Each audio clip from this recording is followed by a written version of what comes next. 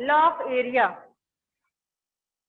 ठीक है। Second law क्या था कि जब कोई प्लैनेट सन के चारों तरफ घूमता है तो उसके और सन के बीच में एक रेडियस बनता है, ठीक है। मतलब कि मान लेते हैं सन यहाँ सेंटर पर है और कोई ऑब्जेक्ट चारों तरफ से घूम रहा है, तो सेंटर से उसके सरकमफेरेंस पे ड्रॉ किया गया जो लाइन होता है, सेंटर से उसके सरफेस पे ड्रॉ किया हुआ जो सरकमफेरेंस पे जो भी ऑब्जेक्ट होता है वहां से जो लाइन ड्रॉ करते हैं उसको रेडियस कहा जाता है। ये जो रेडियस ड्रॉ किया गया होता है सन से प्लैनेट तक के बीच का, वहां पे वो जो प्लैनेट है वो इक्वल टाइम में इक्वल एरिया कवर करता है। जो टाइमिंग उसका होगा, जितने भी टाइम पे वो एक वन रिवॉल्यूशन कंप्लीट करता है उतना ही टाइम लेगा और पूरा वो वन इतना एरिया वो कंप्लीट करता है। इसको लॉ ऑफ एरिया कहते हैं। तो यहाँ पे जब वो बुक में जो ड्रॉ दिया था उसमें ये दिया था कि ये सन है और सन का शैडो इस तरह से पूरा पड़ता है दूसरे साइड पे, और जो प्लैनेट उसके चारों तरफ घूम रहा होता है उसमें भी सन का शैडो इस तरह से पड़ता है। थर्ड लॉ, इसको लॉ ऑफ पीरियड कहते हैं। इसमें क्या बताया था कि इसके चारों तरफ घूमने में जो टाइम कवर होता है, जो टाइम लिया जाता है उस प्लैनेट के थ्रू, उसका स्क्वायर डायरेक्टली प्रोपोर्शनल होता है जो रेडियस ड्रॉ हो रहा है प्लैनेट और सन के बीच में उस रेडियस के क्यूब के। मतलब दोनों की वैल्यू एक साथ इंक्रीज होगी, बट ये स्क्वायर फॉर्म में रहेगा और ये क्यूब फॉर्म में रहेगा। 3 लॉ था। अब इसके बाद इसका डेरिवेशन देखेंगे। सेकेंड लॉ का डेरिवेशन है, फर्स्ट लॉ का नहीं है। फर्स्ट लॉ का सिर्फ स्टेटमेंट है।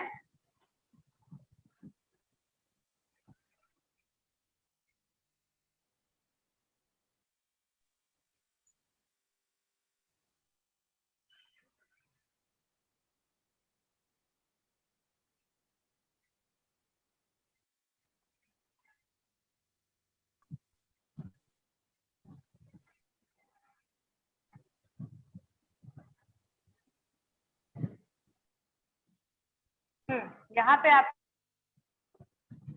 मैम आपका वीडियो सन है, बस आ रहा है। ये ना सिम का प्रॉब्लम है तो आ जा रहा है स्क्रीन पे। अभी दिख रहा है? No yes ma'am. मैम। कहाँ? कौन बोला नो? ये कौन है न्यू लड़का जो आज ऐड हुआ है? कौन सेक्शन के हो तुम, मैथ से बायो? Max ma'am.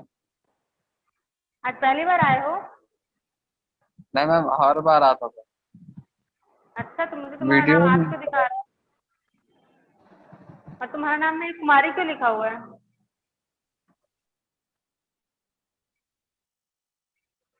कुमारी लिखा है, क्या लिखा है पता नहीं। माइक बंद करो अपना। देखो यहाँ पे सन है, ये आपका सन है। सन का शैडो पड़ेगा यहाँ से यहाँ तक, ठीक है। एक प्लैनेट मान लेते हैं, वो प्लैनेट इस डायरेक्शन पे घूम रहा है। ये आपका पॉइंट ए हो गया, ये आपका पॉइंट बी हो गया।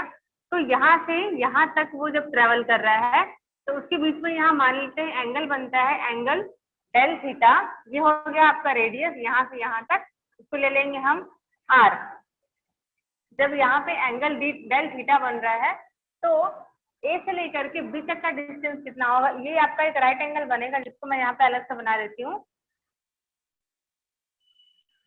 ये हो गया एंगल डेल थीटा, ये आपका सन, ये आपका वो एरिया जिसमें प्लैनेट ट्रेवल करेगा। तो यहाँ से यहाँ तक का डिस्टेंस, अगर यहाँ से यहाँ तक का डिस्टेंस आर है तो इसको हम ले लेंगे यहाँ पे डेल आर, इसको लेट कर लेंगे डेल आर एरिया। अब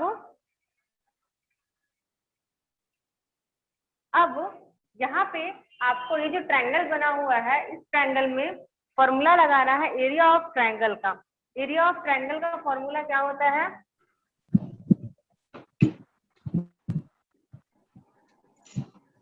area of triangle is equal ma'am half into B into H. हाँ ठीक है। तो यहाँ पे आपका बेस बेस कितना है? कौन सा है बेस? अरे यार, आया वीडियो? Yes ma'am. सिम का मैम प्रॉब्लम क्रिएट वीडियो कर नहीं रहा आ है। रहा। देखो मेरे मोबाइल पे आज वो सिम का कुछ दे रहा है, न्यूज वगैरह का आ जा रहा है, तो वो रुक जा रहा है इसलिए बार बार, तो मैं खुद से नहीं कर रही हूँ। तो देखो यहाँ पे आपका बेस क्या हो गया? ये वाला हो गया AS, और हाइट कितनी हो गई इसकी? AB। तो यहाँ लिखेंगे हाफ, बेस के लिए हो गया AS और हाइट हो गया आपका AB। एरिया ऑफ ट्रायंगल को हम रिप्रेजेंट कर लेंगे डेल A से। अब इसके बाद इसकी वैल्यू रख दो यहाँ पे हाफ, ए से लेकर के एस तक का डिस्टेंस है यहाँ पे R, और ए भी है आपका डेल R, और ये आपका हो गया डेल A। डेल R जो है वो डिस्टेंस बता रहा है, तो डेल R भी डिस्टेंस ही बताएगा। यहाँ पे हम फॉर्मूला लगाएंगे वेलोसिटी का। वेलोसिटी का फॉर्मूला क्या होता है? v is equal to displacement upon time. Displacement upon time, displacement को डिस्टेंस को R से, S से, X से रिप्रेजेंट करते हैं, तो यहाँ पे लेंगे del R upon del T। फिर डेल R की वैल्यू यहाँ कितनी आ जाएगी? ये इससे मल्टीप्लाई हो जाएगा v इंटू डेल T। तो यहाँ पे डेल R के प्लेस पे रखेंगे v इंटू डेल T। ये आ गया आपका half R v into del T, और ये आपका डेल A। ये आपका डेल वाला टर्म है, ये आपका डेल वाला टर्म है। इस टर्म को इस टर्म के डिवाइड में लाएंगे, del A upon del T is equal to half into R into V। ये निकल गया। अब यहाँ पे फॉर्मूला लगेगा मोमेंटम का। मोमेंटम का फॉर्मूला होता है P is equal to mv, जहाँ से हम v की वैल्यू निकालेंगे। v का वैल्यू क्या आएगा यहाँ से? P अपॉन m, और यहाँ पे पुट करेंगे half R into P upon m, और ये आपका del A upon del T ऐसे चीज रहेगा।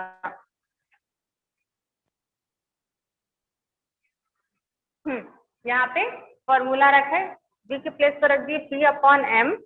इसके बाद P और R को एक साथ ले लेंगे, क्योंकि हाफ अपॉन m को इसके मल्टीप्लाई में ले लिया, इंटू R इंटू P।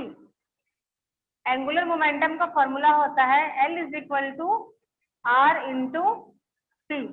तो यहाँ पे R इंटू P के प्लेस पे आएगा L, 1/2m इंटू L। यह आ गया आपका एंगुलर मोमेंटम। ठीक है, अब ये जो एंगुलर मोमेंटम होगा, इस प्लेनेट का, जो प्लेनेट यहाँ से यहाँ पे घूम रहा है, वो कांस्टेंट होगा। ठीक है, उसकी वैल्यू में कोई चेंजेस नहीं आएगा। बिकॉज कोई भी प्लेनेट जो अपने ऑर्बिट में घूम रहा है, उसको अपना एंगुलर मोमेंटम पता होगा, क्योंकि वो अपने ही एंगुलर मोमेंटम से रोटेट होगा, न कि किसी दूसरे प्लेनेट के एंगुलर मोमेंटम से। कोई भी चीज अगर आप सर्कुलर पाथ पे घूमेंगे, तो आप जितना एंगल बनाते हैं सेंटर से, आप उतना ही एंगल बनाएंगे। वहां पे जो आपका एंगल होगा वो कांस्टेंट होगा, उसमें कोई चेंजेस नहीं आता है। इसलिए यहाँ पे जो L है ये आपका कांस्टेंट होगा, और M मतलब कि मास ऑफ द प्लेनेट, ये भी जो है ये भी सेम होगा, इसमें भी कोई चेंजेस नहीं आएगा।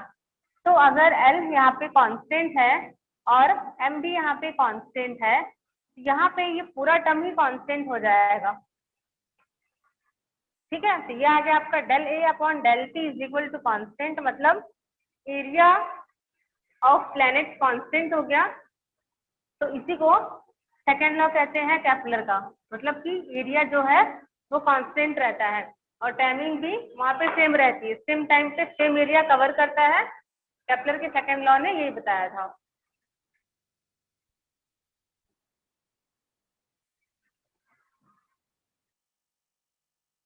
दिख रहा है सारा चीज? Yes ma'am. Yes ma'am. Important है, एग्जाम में आएगा। ठीक है, जब भी एग्जाम होगा मैं दूंगी। चलो अब मैं थर्ड लॉ बता देती हूँ। केपलर का थर्ड लॉ क्या था बताओ, उसका फॉर्मूला ही बता दो।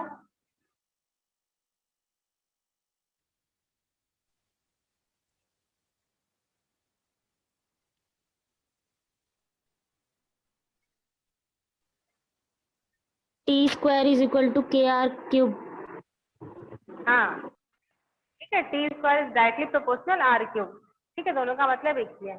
चलो यहाँ पर भी हम लेट करेंगे, मान लेंगे कि सन है। ठीक है, सन का मास हो जाएगा कैपिटल एम। सन के चारों तरफ कोई प्लैनेट ले लेते हैं, हम यहाँ पे लेट कर लेते हैं अर्थ है जो चारों तरफ घूम रहा है। इस अर्थ का मास हम ले लेंगे एम। दोनों के बीच में एक लाइन जो ड्रॉ होगी वो हो जाएगा उसका रेडियस, और इनके बीच में कौन सा फोर्स लगेगा? ग्रेविटेशनल फोर्स लगता है। कोई भी दो हमारे यूनिवर्स में कोई भी दो ऑब्जेक्ट के बीच जो फोर्स लगता है उसको ग्रेविटेशनल फोर्स कहा जाएगा। और ग्रेविटेशनल फोर्स का फॉर्मूला क्या होता है? F is equal to G M upon R का square. F equal to gravitational constant और mass of one object mass of second object divided by distance, square of distance between them, दोनों के बीच का distance का square. ये first force लगेगा जो इन दोनों ऑब्जेक्ट पे लग रहा है। सेकंड फोर्स कौन सा लगेगा? अर्थ को सन की चारों तरफ घूमने के लिए सेंटर की ओर एक फोर्स लगता है, और कोई भी सेंटर की ओर जो फोर्स लगता है उसको हम कहते हैं सेंट्रीपिटल फोर्स। ठीक है, सेंट्रीपिटल फोर्स का फॉर्मूला क्या होता है? F equal to mv upon R. Question number 2। दोनों फॉर्मूले जो है v के इक्वल है, इसलिए हम यहाँ पे इक्वेशन 1 और इक्वेशन 2 को इक्वेट कर देंगे, दोनों को एक दूसरे के इक्वल ले लेंगे। तो यहाँ पर आएगा आपका जी एम अपॉन आर का square is equal to M V square upon R, ये निकलेगा। दोनों की वैल्यू को इक्वल किए, जो कैंसिल होगा कैंसिल करेंगे, आर से आर कैंसिल, यहाँ बचेगा G M upon R is equal to V का स्क्वायर। अब यहाँ पे हम v की वैल्यू रखते हैं। v इज इक्वल टू होता है, v को हम कहते हैं एंगुलर वेलोसिटी। v को कहते हैं एंगुलर वेलोसिटी, जिसका फॉर्मूला होता है ओमेगा इंटू आर। ठीक है, ओमेगा इंटू आर इसका फॉर्मूला होता है। और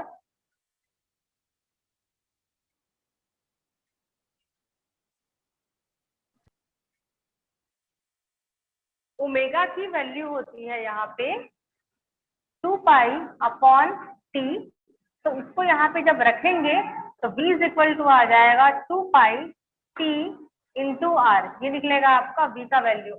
v is equal to angular velocity, v equal to होता है ओमेगा इंटू आर, जहाँ पे ओमेगा की वैल्यू होती है 2 पाई अपॉन टी। इसको यहाँ पे पुट करेंगे तो वैल्यू आएगा 2 pi upon T into R. इस v की वैल्यू को यहाँ पुट करिए, 2 पाई आर अपॉन टी का whole square is equal to G M upon R. सारे टर्म का होल स्क्वायर होगा, 2 का स्क्वायर 4, पाई का स्क्वायर, आर का स्क्वायर, टी का स्क्वायर।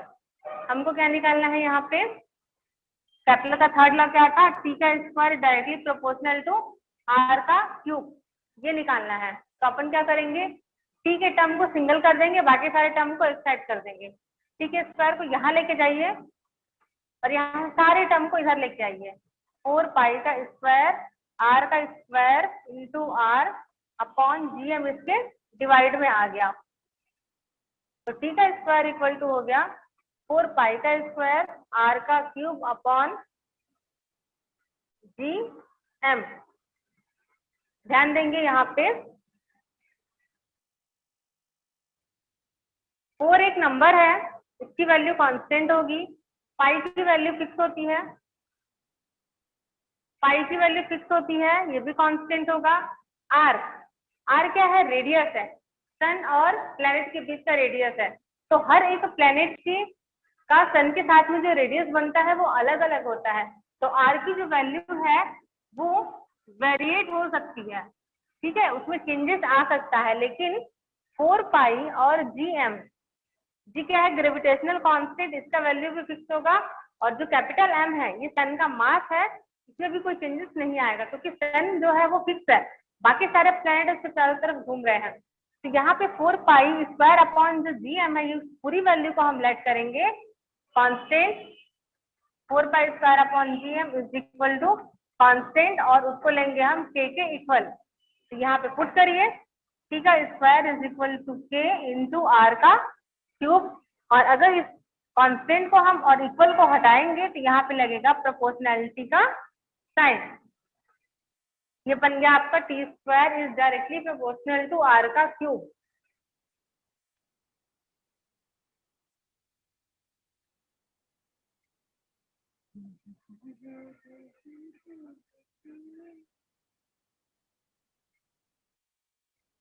क्लियर है?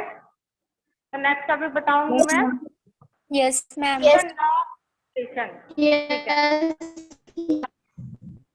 Newton law of gravitation class 9th में भी था, बहुत सिंपल सा है, आईएमपी है।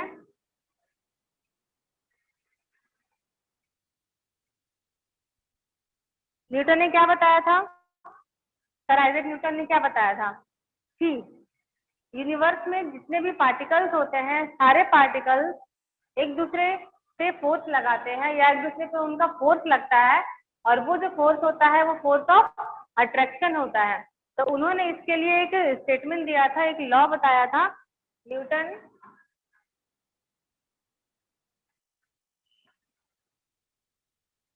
Law of gravitation, Newton law of gravitation बताया था।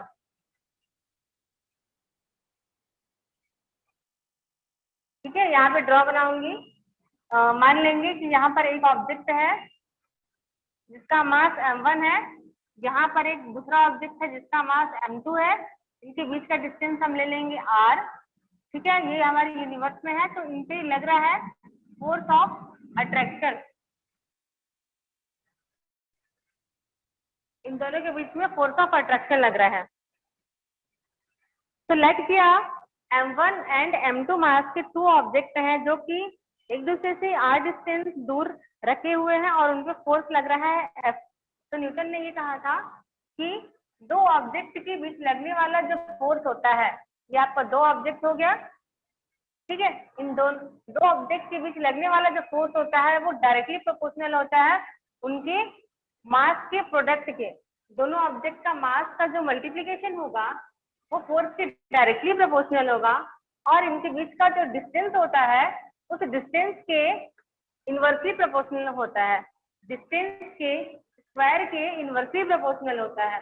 मास की वैल्यू बढ़ेगी तो फोर्स ऑफ अट्रैक्शन भी ज्यादा होगा, मास की वैल्यू कम होगी तो फोर्स ऑफ अट्रैक्शन भी कम होगा।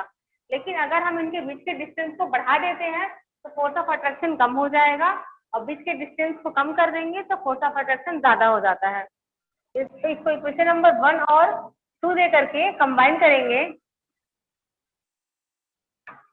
कंबाइनिंग बोथ इक्वेशंस, दोनों को कंबाइन करेंगे तो F is directly proportional m1 into m2 divide by r का स्क्वायर, ये आएगा। तो F प्रोपोर्शनैलिटी को हटा करके लगेगा एक constant capital G, m1 into m2 upon r का स्क्वायर। यहाँ पे जो G है इसको ग्रेविटेशनल कांस्टेंट कहते हैं, जिसकी वैल्यू होती है 6.67 इंटू 10 की पावर -11 न्यूटन मीटर का स्क्वायर और पर केजी का स्क्वायर। ये आपका फॉर्मूला है न्यूटन लॉ ऑफ ग्रेविटेशन का।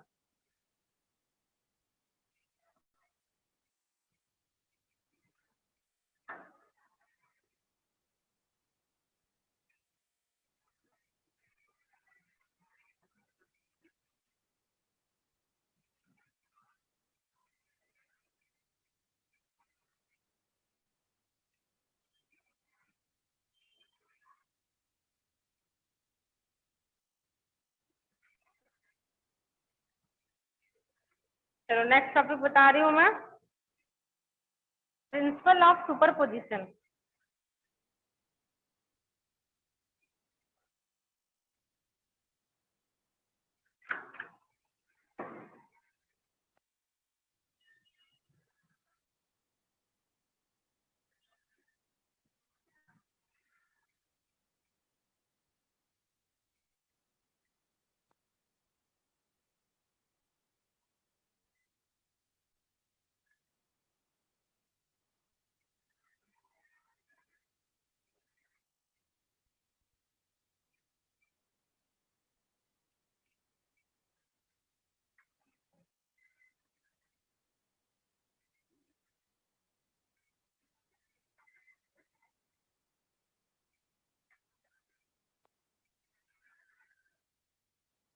प्रिंसिपल ऑफ सुपरपोजिशन में ये बताते हैं कि किसी सिस्टम में या किसी ऐसी जगह पे, चलिए यहाँ पे एक एग्जांपल दे रही हूँ। यहाँ पे एक मान लेते हैं एक बड़ा सा बॉक्स है और इस बॉक्स में बहुत सारी बुक्स रखी हुई है, ठीक है। तो यहाँ पे जितनी भी बुक्स रखी हुई है, अगर हम इस बॉक्स का वेट करते हैं और मान लेते हैं कि इस बॉक्स का जो वेट है लगभग 50 kg का है, ये हम मान लेंगे। तो अगर इस बॉक्स से हम बाहर निकाल करके सारी बुक्स को ऐड करते हैं, जितनी भी बुक्स है यहाँ पे टोटल 10 बुक्स है, यहाँ पे 10 बुक्स को अगर हम ऐड करेंगे, इनके वेट को ऐड करेंगे और हर एक बुक अगर 10 kg का है, तो यहाँ पर जो टोटल आएगा वो भी आपका 50 kg ही आएगा। तो किसी सिस्टम में जो टोटल फोर्स है वो उस सिस्टम में प्रेजेंट हर एक ऑब्जेक्ट के ऊपर लगने वाले फोर्स के इक्वल होता है। इंडिविजुअल ऑब्जेक्ट पे लगने वाला फोर्स टोटल सिस्टम पे लगने वाले फोर्स के इक्वल होता है।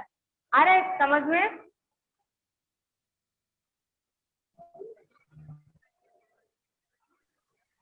मैम एक बार फिर से बता दीजिए ये वाला। हाँ, मान लो ये तुम्हारा बैग है, फुल बैग है ये तुम्हारा। फुल बैग में तुमने इतना सारा सामान रखा हुआ है। बैग का वेट करोगी, आपके बैग का आएगा वेट 50 kg। अब उस सारे सामान को निकाल के अलग अलग वेट करो, तो हर एक सामान का वेट अगर 10 kg है और तुम्हारे पास 10 ऑब्जेक्ट हैं, सॉरी गलत किया है मैंने, यहाँ पे 10 नहीं आएगा,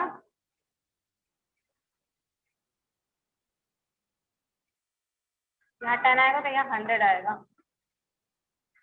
ठीक है।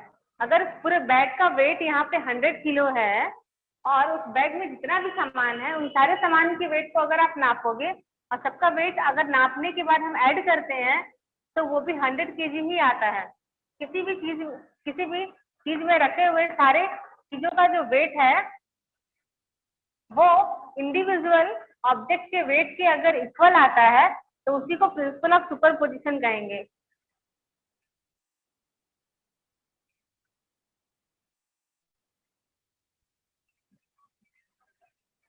आ रहा है समझ में कि नहीं आ रहा है?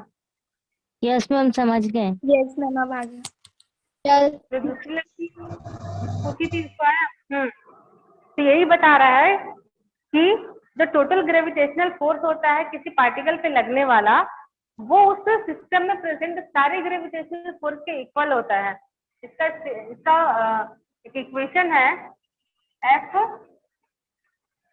F1 इज इक्वल टू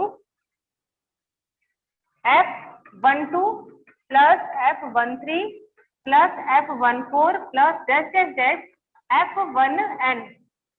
इसका मतलब बता रही हूँ, यहाँ पर एक पॉइंट है, इस पॉइंट पे एक ऑब्जेक्ट रखा है जिसका मास है m1। यहाँ पे एक पॉइंट है जिसपे एक ऑब्जेक्ट रखा है जिसका मास हम ले लेते हैं m1। अब m1 से r1 डिस्टेंस दूर एक दूसरा पॉइंट है जिसपे ऑब्जेक्ट रखा है m2 मास का। फिर वैसे ही यहाँ से r2 डिस्टेंस दूर एक और पॉइंट है, उसको ऑब्जेक्ट रखा है m3 मास का। फिर वैसे ही यहाँ पे m4 मास का ऑब्जेक्ट रखा हुआ है। तो dash dash dash dash dash dash करेंगे और यहाँ से मान लेंगे कि ये आपका mn मास का एक ऑब्जेक्ट है जो कि rn डिस्टेंस दूर है इस ऑब्जेक्ट से। मतलब इस फर्स्ट वाले ऑब्जेक्ट से ही सारे ऑब्जेक्ट यहाँ पे कनेक्टेड हैं। इनके बीच में जो फोर्स लगेगा, उसको लिखेंगे हम F12, मतलब force of one object and second object. इनके बीच के फोर्स को लिखेंगे हम यहाँ पे F13, इनके बीच के फोर्स को लिखेंगे हम यहाँ पे F14 और इनके बीच के फोर्स को लिखेंगे हम यहाँ पे F1n।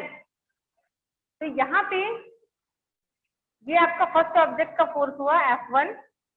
यहाँ पे इस सिस्टम में जो टोटल फोर्स है, मतलब कि F1 जो फोर्स है वो हर ऑब्जेक्ट पे लगने वाले फोर्स के सम के इक्वल होगा। F1 is equal to the force of individual objects.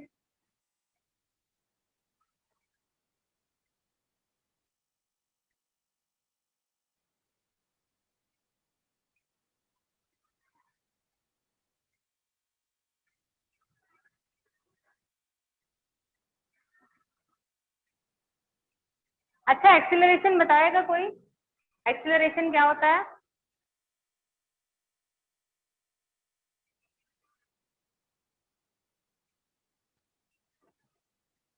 किसी को याद है?